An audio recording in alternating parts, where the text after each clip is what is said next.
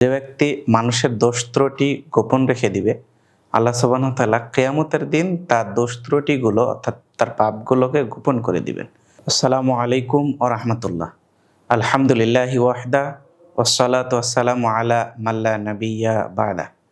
সম্মানিত দর্শক শ্রোতা, ইউনাইট টিভির পক্ষ থেকে আপনাদেরকে স্বাগতম।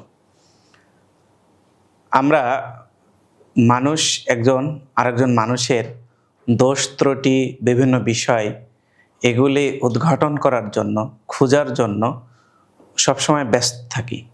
যে একজন মানুষ কি অপরাধ করেছে সেটা জানার জন্য সবসময় ব্যস্ত থাকি। সেটা কেসও খুঁড়ে একবারে বের করার মতো করে বের করি যে অমুক এ করছে, অমুক এ করছে, এভাবে এই হচ্ছে, একটু কিছু হলেই।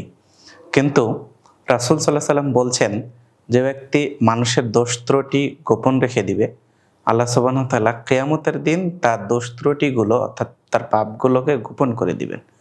তাহলে আমরা দেখা যাচ্ছে যে দুনিয়ায় সাময়িক সুবিধার জন্য, দুনিয়ায় তাকে সাময়িকভাবে লাঞ্ছিত করার জন্য, অপমানিত করার জন্য তার গোপন বিষয়টা মানুষের সামনে প্রকাশ করছি বা মানুষের সামনে বলে দিচ্ছি। এতে করে সে দুনিয়ায় সামান্য সময়ের জন্য সাময়িকভাবে সে লাঞ্ছিত হচ্ছে বা অপমানিত হচ্ছে। কিন্তু আমরা পক্ষান্তরেই নিজেরাই নিজেদের লাঞ্ছনার পথকে, নিজেরাই নিজেদের ভবিষ্যৎকে অর্থাৎ পরকালীন জীবনকে ক্ষতিগ্রস্ত করছি। কারণ আমরা যদি তার দোষ ত্রুটিটা প্রকাশ করে দিই, তাহলে কিয়ামতের দিন আল্লাহ সুবহানাহু ওয়া তাআলা গোটা পৃথিবীর মানুষ যেখানে সমবেত হবে, সেই জায়গায় আমাদের দোষ ত্রুটিগুলো প্রকাশ করে দিবেন। তাই এজন্য আমাদের উচিত যে একজন মানুষ এর দোষ ত্রুটি জানলেও, মুসলমান একজনের দোষ ত্রুটি জানলেও তার দোষ ত্রুটিটা সাধ্য অনুযায়ী গোপন করে রাখা।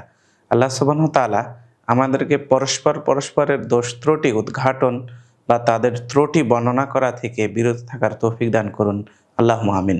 আসসালামু আলাইকুম ওয়া রাহমাতুল্লাহ।